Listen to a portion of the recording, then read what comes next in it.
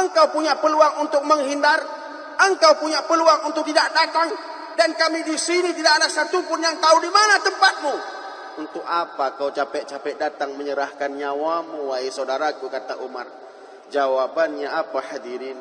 Ya Amirul Mukminin, saya datang karena saya ingin menunjukkan bahwa Islam itu mengajarkan kita untuk jujur dan menepati janji.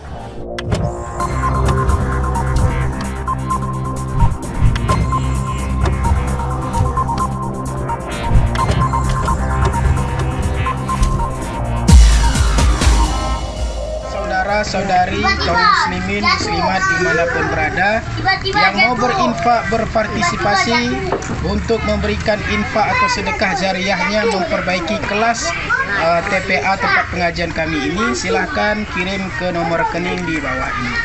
Atas infak dan sedekah jariahnya kami ucapkan banyak terima kasih. Semoga Allah akan memberikan balasan yang berlipat ganda dan diberkahi oleh Allah Subhanahu wa taala. Yang kedua orang tadi berkata, ya Khalifah, ya Amirul Mukminin, tegakkan hukummu, berikan kisosmu kepada pemuda ini. Khalifah bertanya, apa gerangan yang terjadi wahai saudaraku? Ya Amirul Mukminin, orang yang kami bawa ini adalah orang yang telah membunuh ayah kami. Kami ingin hukum ditegakkan. Baik, kata Khalifah. Kemudian Khalifah bertanya kepada pemuda yang tadi kelihatan sudah letih dan lesu, tidak bertenaga. Betul engkau melakukan pembunuhan saudaraku? Dia menjawab, betul wahai Amirul Mukminin. Dia jujur dan tegas mengakui kesalahan. Bagaimana ceritanya? Ya Amirul Mukminin, kata pemuda tadi, saya adalah utusan dari salah satu kaum. Kaum saya memberikan kepercayaan mandah kepada saya untuk menyelesaikan sebuah urusan besar. Ketika hari itu saya sedang melaksanakan tugas itu, saya ikat unta saya di luar, saya pun masuk ke dalam untuk menyelesaikan amanah itu, ya Amirul Mukminin. Ketika saya keluar dari urusan saya tidak lagi mendapati unta saya di tempat yang saya ikat tadi. Ketika saya putar keliling mencari, saya melihat unta saya telah dibunuh, telah dicincang, telah dihabis. Dan saya berjumpa dengan orang tua orang ini. Dialah yang telah membunuh unta saya. Yang konon ceritanya, unta saya tadi terlepas dan menghabisi buah-buah dan tumbuh-tumbuhan yang ada di kebunnya. Ketika melihat unta saya yang sangat saya sayangi hilang nyawanya, spontanitas emosi saya memuncak. Saya ambil pisau saya tarik pedang saya bunuh orang tua ini. Oh, begitu ceritanya. Iya. Umar bin Khattab walaupun dia emosi karena ada pembunuhan, tapi dia terharu atas kejujuran dan keberanian orang ini mengungkapkan fakta yang sebenarnya. Lantas Umar menawarkan kepada kedua anak orang tadi yang dibunuh, wahai saudaraku, tidakkah bisa kalian maafkan orang ini? Karena dia membunuh bukan karena apa-apa, karena emosi sesaat saja. Kalau memang perlu bayar ganti rugi, saya yang akan mengganti rugi, kata Umar. Apa kata kedua anak? Tidak bisa Umar. Hukum harus ditegakkan, nyawa harus diganti nyawa, qisas harus dilaksanakan. Umar terharu. Di satu saat dia ingin hukum ditegakkan, di satu sisi dia pun kasihan kepada orang yang melakukan pembunuhan tadi. Akhirnya Umar berkata, baik, saya akan pertimbangkan. Mudah-mudahan apa yang saya putuskan adil bagi semuanya. Di saat Umar lagi berpikir, orang yang melakukan pembunuhan tadi berkata kepada Umar, ya Amirul Mukminin, tegakkan hukummu, jatuhkan qisas kepadaku. Saya redha. tapi saya punya satu permintaan Amirul Mukminin. Apa permintaan? Sebelum saya dieksekusi, sebelum kisos jatuh kepada saya kepingin tolong engkau izinkan saya balik ke kaumku, balik ke masyarakatku untuk menyelesaikan pertanggungjawaban terhadap apa yang mereka percayakan kepada aku. Protes dua anak tadi. Oh, tidak bisa begitu wahai Umar. Kalau dia lari, kalau dia kabur, kalau dia menghilang. Apa kata Umar? Saya belum bisa menjamin dan memberi engkau pergi wahai saudaraku. Sang pemuda tadi balik berkata, hai Amirul Mukminin, apakah engkau berani menanggung apabila saya mati hari ini dan amanah itu belum selesai saya laksanakan? Apakah engkau berani menjamin ampunan dari Allah untuk saya apabila tanggung jawab ini tidak mampu saya selesaikan? Mendengar ini Umar tak bisa berkata apa-apa. Dia makin terharu dengan orang ini. Baiklah, saya ambil keputusan. Saya kasih engkau waktu 3 hari untuk pulang ke rakyatmu, ke masyarakatmu. Tapi ingat, engkau harus jujur dan menepati janjimu untuk balik. Tapi, kata Umar, ketika engkau pergi, harus ada yang menggantikanmu menjadi jaminan. Ya Amirul Mukminin, daerahku amat jauh. Tidak ada satu orang pun yang kupunya untuk menjadi jaminanku selain Allah dan Rasulnya. Ketika itu muncul suara dari belakang. Labbaik ya Amirul Mukminin, saya siap menjadikan diri sebagai jaminannya. Siapa yang datang? Sahabat Rasul Salman Al-Farisi. Melihat Salman yang datang, Umar bin Khattab kaget dan terkejut. Hai Salman, apakah kau mengenal orang ini? Tidak. Lantas kenapa engkau mau menjaminkan dirimu untuknya?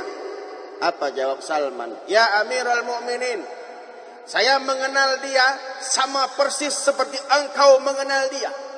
Saya mempercayai dia sama persis engkau mempercayai dia, kata Salman. Baik, kata Umar bin Khattab.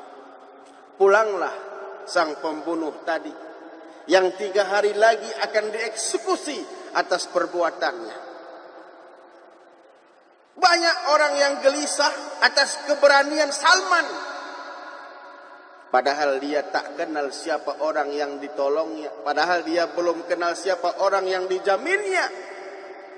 Hari pertama berlalu. Hari kedua berlalu tanpa ada tanda-tanda kehadiran orang tadi. Hari ketiga yang dijanjikan. Tidak ada tanda-tanda kehadiran orang tadi. Rakyat, masyarakat, termasuk Umar sudah gelisah.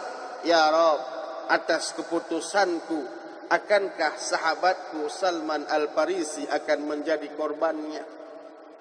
Matahari hampir terbenam. Tidak ada tanda-tanda yang datang akan muncul. Salman Al-Farisi siap menghadapi eksekusi karena ini adalah risikonya. Dia naik ke sebuah tempat eksekusi. Hampir terjadi, hampir dieksekusi. Tiba-tiba dari jauh tampak bayangan berkelebat yang mana Amirul Mukminin tampak. Beliau berkata, hentikan. Itu dia datang. Betul apa yang diperkirakan Umar bin Khattab. Yang datang jauh dalam keadaan sempoyongan tanpa tenaga yang jauh dari bayangan itu.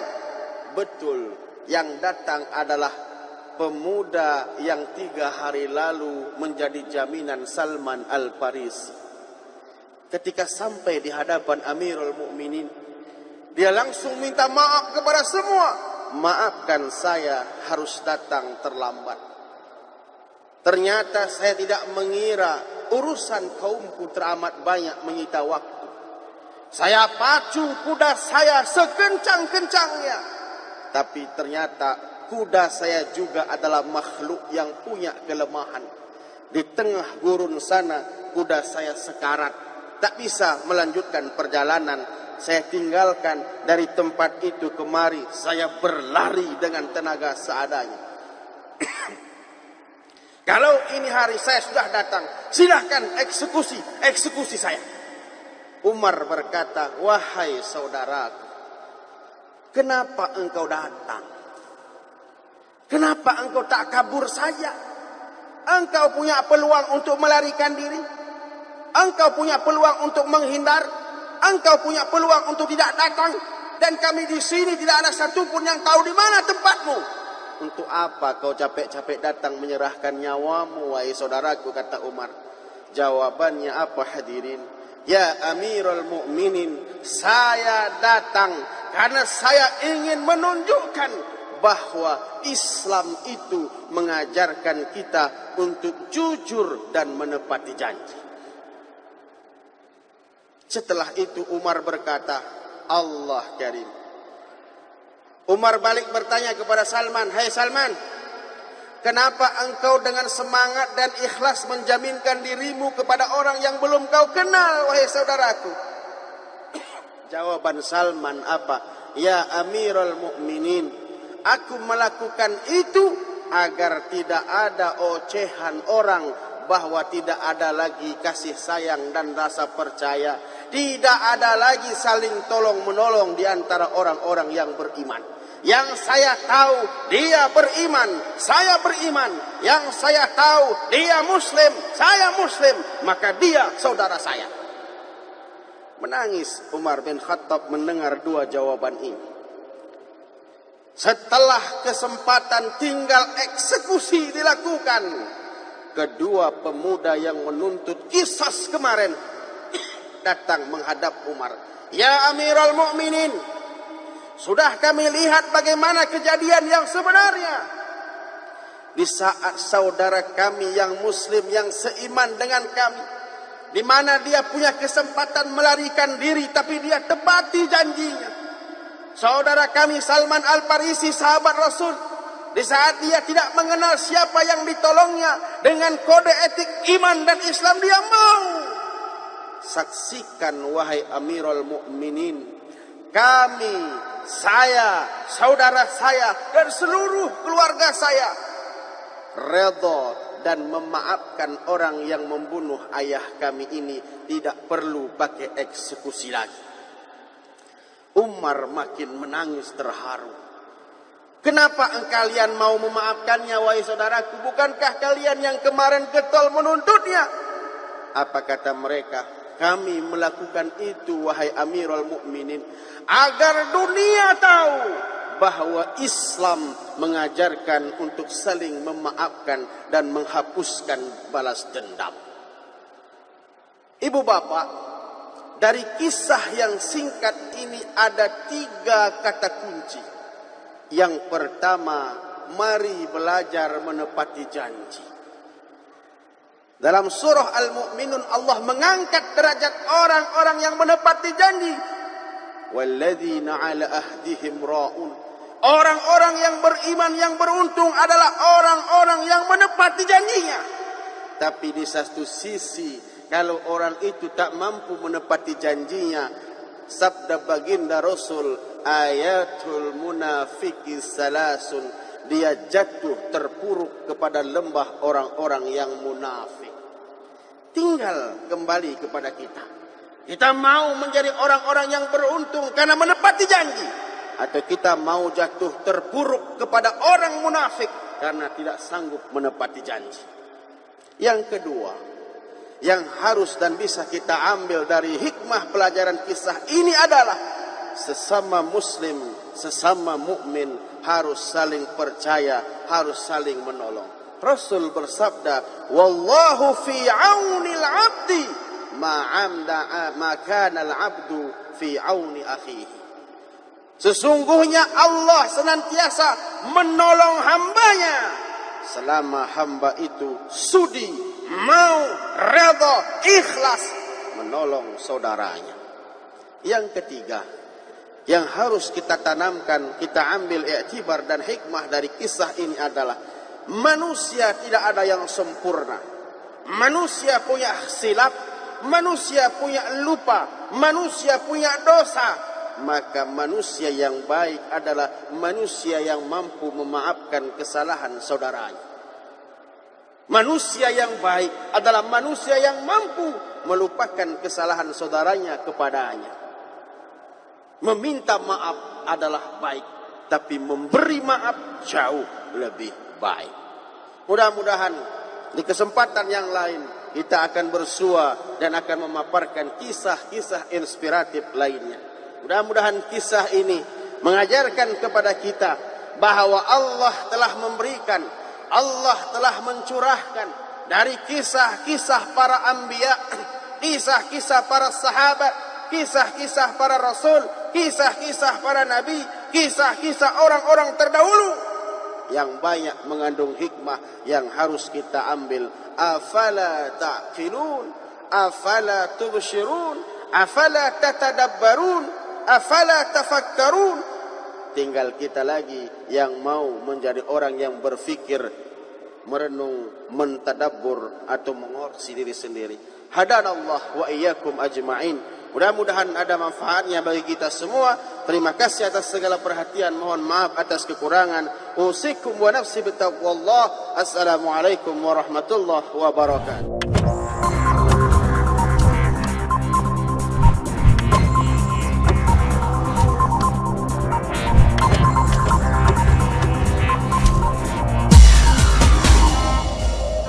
Assalamualaikum warahmatullahi wabarakatuh. Kaum muslimin muslimat dimanapun berada, kali ini saya berada yaitu di TPA Jumasan Desti, yaitu di desa Kutu Genting, Kecamatan Laibulan, Kabupaten Aceh Tenggara.